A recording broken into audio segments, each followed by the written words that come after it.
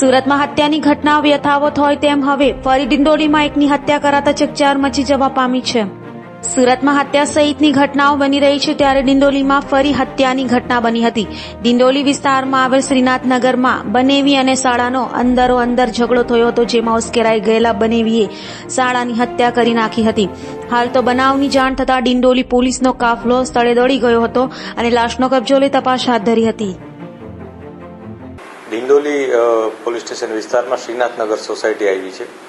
આ સોસાયટીમાં આજે વહેલી સવારે એટલે કે 00 પછી આશરે 0:15 અને 2:15 ની વચ્ચે એક હત્યાનો બનાવ બન્યો હતો. બનાવમાં હકીકત એ મુજબ છે કે આ બનાવ જે શ્રીનાથનગર સોસાયટીમાં એક રૂમમાં શાળો બનેવી સાથે રહેતા હતા તેઓ વચ્ચે જમવા બાબતે ઝઘડો થયો હતો.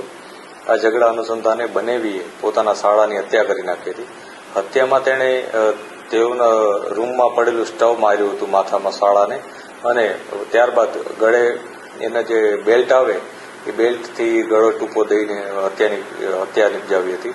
પોલીસે પોસ્ટમોર્ટમ માટે ડેડ બોડી મોકલી આપેલ છે અને પોસ્ટમોર્ટમ બાદ જ તેમાંથી ખ્યાલ આવશે કે કયા પ્રકારે આમાં હત્યા થઈ છે. પોલીસે આરોપીને રાઉન્ડ અપ કરી લીધેલ છે અને આગળની એની ધરપકડની કાર્યવાહી ચાલુ છે. જે શાળો છે, જે ભોગ બનનાર વ્યક્તિ, એનું નામ પુરુષોત્તમ ઉર્ફે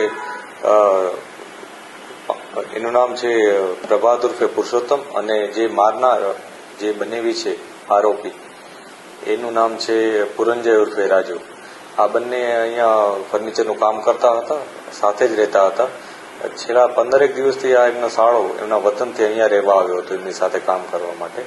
ત્યારે આ જે આરોપી છે એ ઘણા વખતથી આ જ એરિયામાં રહી અને પોતાનું ફર્નિચરનું કામ કરતો હતો.